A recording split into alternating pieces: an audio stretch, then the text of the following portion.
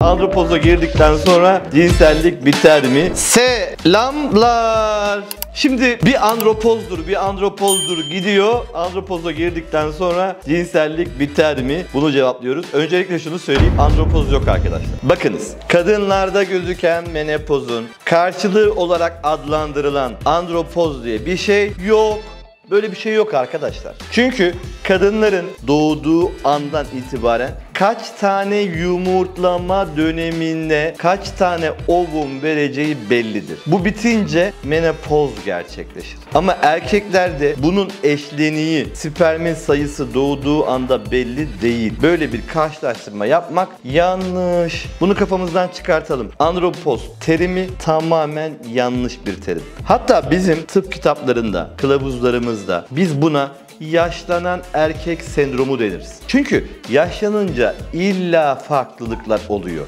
Nasıl cildimizde cilt lekeleri çıkıyor, yüzümüz buruşuyor, kırışıklarımız çıkıyor, daha yavaş kilo veriyoruz, metabolizma hızı azalıyor gibi saymakla bitmeyen bir sürü değişiklik varken cinsellikte değişiklik olmayacağını mı zannediyorsunuz? Tabii ki oluyor. Cinsel isteğinizde azalma oluyor, ereksiyon kapasitenizde azalma oluyor. Erken boşalanların geç boşalanların boşalamama sorunu oluyor. Sonrasında olan bazı durumlara bağlı boşalma sıkıntısı olmayan da erken boşalma gözükebiliyor. Gibi damarsal, sinirsel ve vücudun yaşlılıkla olabilen her durumunda ereksiyon ve boşalma sistemi değişiyor. Ama bunun adı andropoz değil. Yaşlanan erkek sendromu.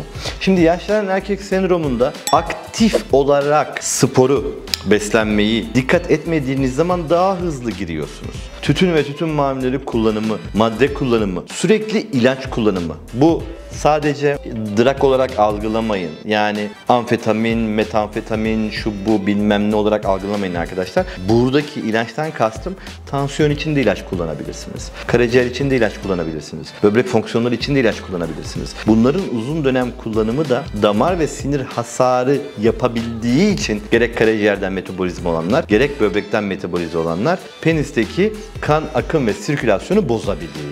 Hatta bazı kalp ilaçları aynı reseptöre sahip olduğu için biliyorsunuz size daha önce cinsel gücü arttıran ilaçların aslında kalp ilacı olarak doğduğunu anlatmıştım. Kardiyak ilaçların aynı reseptörleri sahip olduğu için peniste bunlar doğrudan da etkileyebilir. Yaşlanmanıza da gerek yok. Bunun için yaşlanan erkek sendromu demek daha mantıklı. Niye? Yaşlanan erkek sendromunda bir kere eski ATP'niz yok. Eski enerjiniz yok. Evet, kendinizi 18-20 hissedebilirsiniz. Ben de şu an 40 yaşındayım ama bu videoyu çektiğimde 10 yıl sonra izlersen 50 olacağım, onu hesaba kat. Ama eski enerjimiz tabii ki yok. Bu vücudun yaşlanmasıyla alakalı olan her değişikliği kabul ettiğiniz gibi ereksiyonda da kabul edeceksiniz. Peki ne yapıyoruz? Cinsel istek. Tek tek bakalım. Cinsel istek yaşlandıkça azalır. Evet, doğru.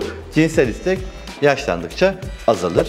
Yaşlandıkça azalmasının doyuma ulaşmak, her şeye erişmek gibi psikolojik faktörleri olsa da artık yaşlanmaya bağlı değişikliklerin de vücutta ve beyinde yapmış olduğu hasarı göz ardı etmemek gerekiyor.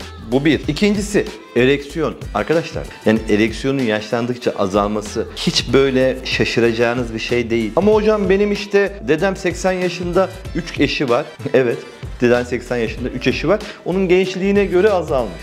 Demek ki gençliğinde 5-6 eş de idare edebilirmiş. Çünkü en büyük sıkıntılarımızdan bir tanesi de ama komşu da böyle, ama dedem de böyle, ama arkadaşım da böyle. Hayır, herkesin kendi yaşantısını kendisi sorgulaması lazım. Yani gerek kendiniz gerekse o bir arkadaşınız gençliğindeki ereksiyona sahip değil. Sahip oluyorum diyen zaten yalan söyler. Niye?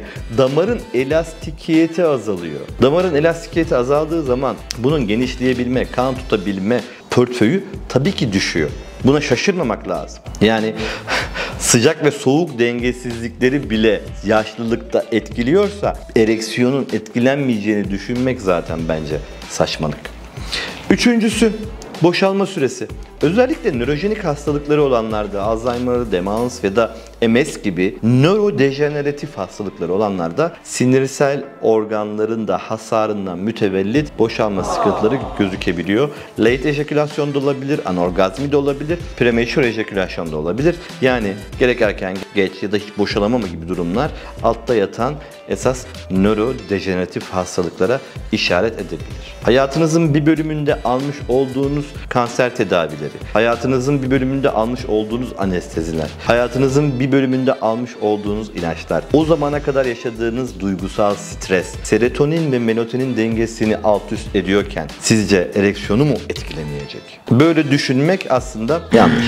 Onun için andropoz demeyelim, yaşlanan erkek sendromu diyelim. Peki biz ne yapıyoruz? Yani biz ürologlar ya da kendini androlog olarak nitelendiren, daha çok bu işlerle uğraşan ürologlar ne yapıyor? Geldiğinizde öncelikle bir hormonal profilinize bakıyoruz. Hormonal profilinizi dengeleyici tedaviler verebiliriz. Bu tedavilere parantez açmak lazım. Belki de ayrı bir videoda çekmek lazım.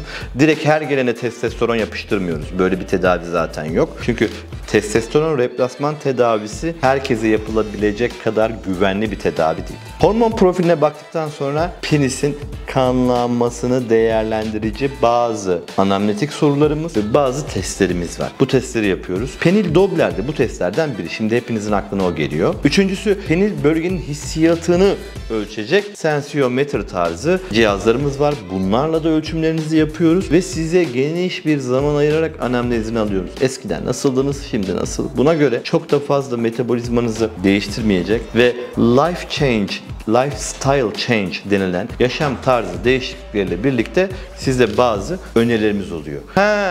20 yaşındaki çocuğa dönecek misiniz? Hayır tabii ki. 20 yaşındaki çocuktaki dokunun rejenerasyon yeteneğiyle sizin zaten rejenerasyon yeteneğiniz aynı değil. Bunu kabullenmek lazım. İçimizdeki çocuk hep 20. Evet, ben de kendimi 16 yaşında hissediyorum ama elimizden geldiğince ona yaklaştırmaya çalışıyoruz. Belki 20'ye döndüremeyiz ama 30'a 40'a döndürmeye çalışıyoruz. O zaman ne yapıyoruz? Andropoz kelimesine artık inanmıyoruz. Çünkü böyle bir şey yok. Yaşlanan erkek sendromunun doğanın bir süreci olarak bize geldiğini biliyoruz. Bunu kabulleniyoruz ve bunu kabullenerek kendi androloğumuza başvuruyoruz. Sağlıkla kalın.